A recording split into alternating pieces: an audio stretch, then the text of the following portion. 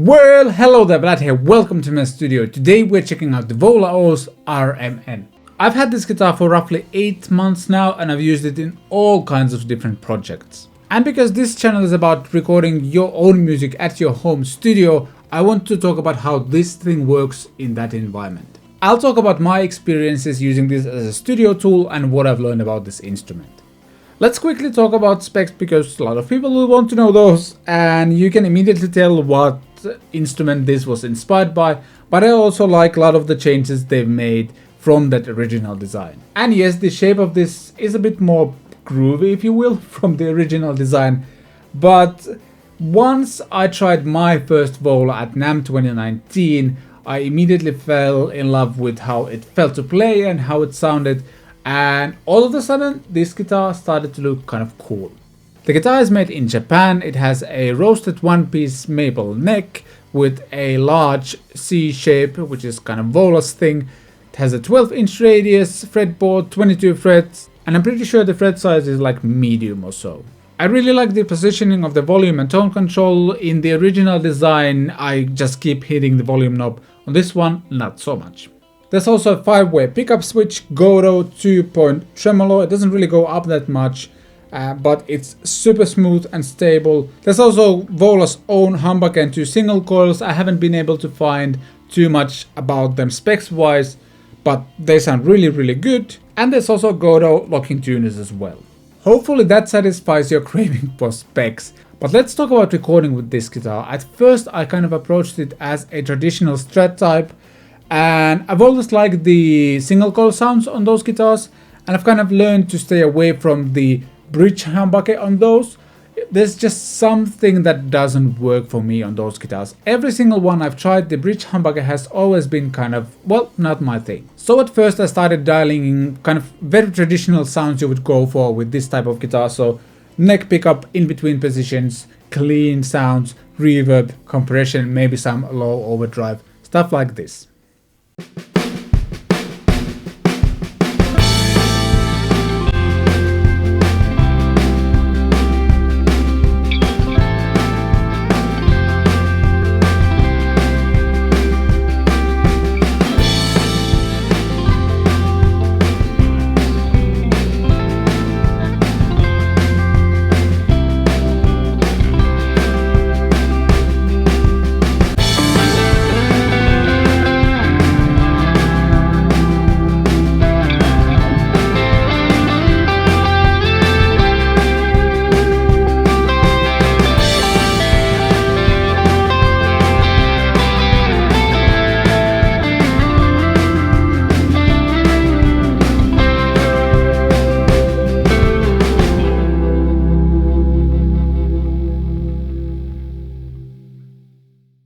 Alright, that actually worked really well. I feel I'm getting all the clean tones I want out of this guitar, and I really like the pickups. I would describe them as like vintage hot or something like that.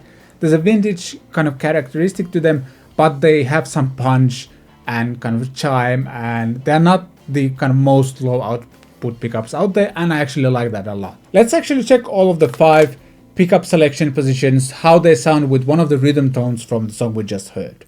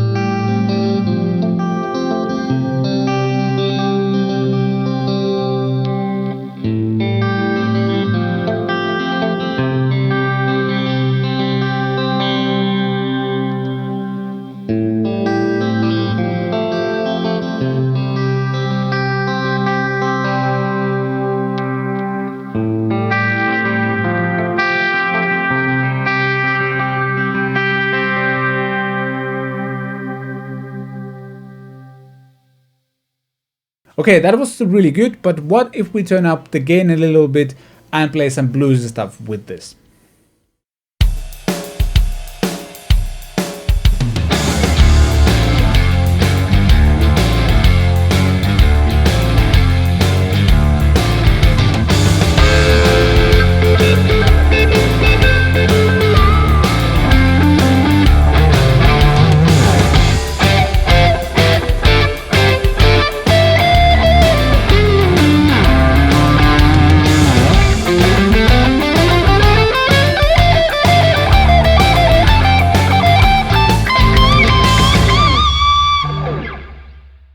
Okay, that also sounded great and just the way I hope it would. I personally feel I'm getting exactly the kind of tones I want out of this guitar for this type of music. I really like this bridge humbucker, it adds a lot of versatility to this guitar, and also how these pickups are balanced. When you flick a switch, there isn't like a huge drop in volume or anything. The sound changes, but the volume doesn't really. And again, let's check out all 5 pickup positions using the rhythm guitar tone from the blues song we just heard.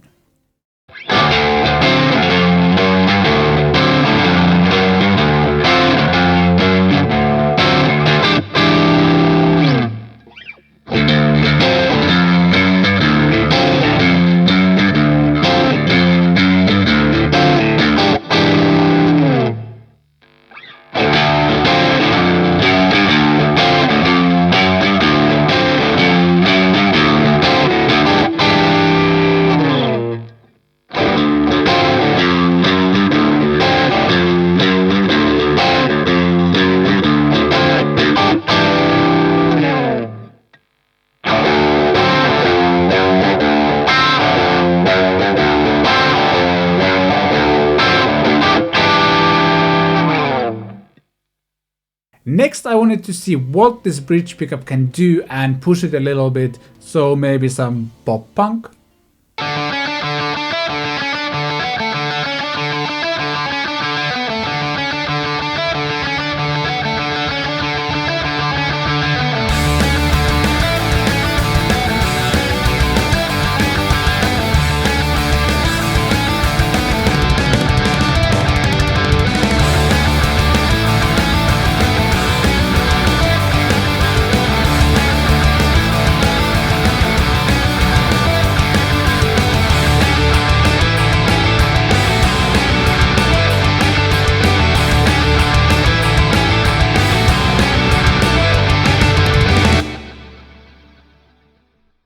I have to say, I'm still surprised how good this bridge pickup is.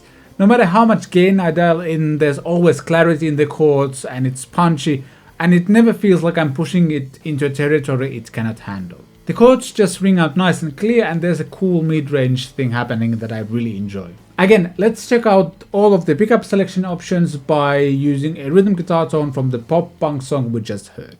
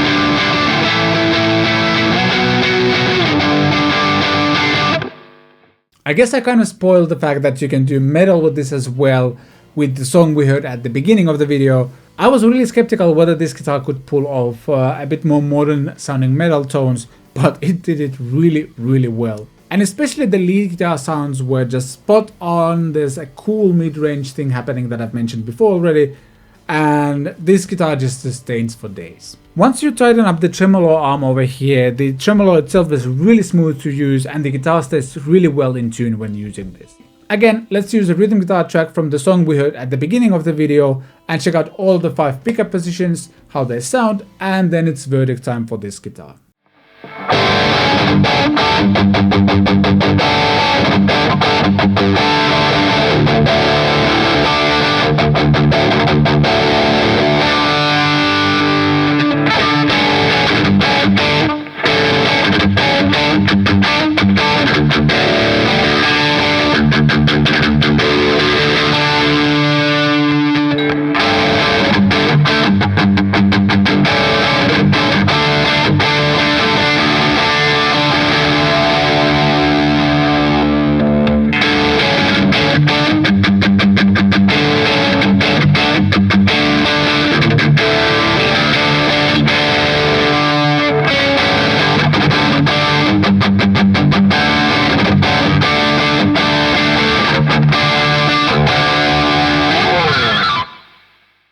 As you can probably tell, I'm really happy with this guitar.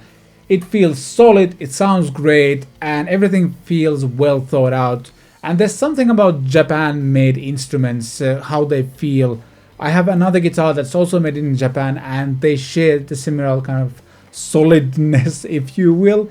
They just feel really well made, and yeah. And I was really surprised by the versatility of this guitar. I specifically asked for Vola Oz, thinking I'm getting this kind of vintage style instrument, but instead I've been using it for all kinds of music. I do realize the design isn't for everyone, but if you ever got a chance, try one of these out and see if you fall in love with them the way I did. The neck profile is the chunkiest one out of all of the guitars I have, and it did take a little bit of time to get used to it. And that actually brings me to one thing that I would probably change about this guitar, and that's the frets.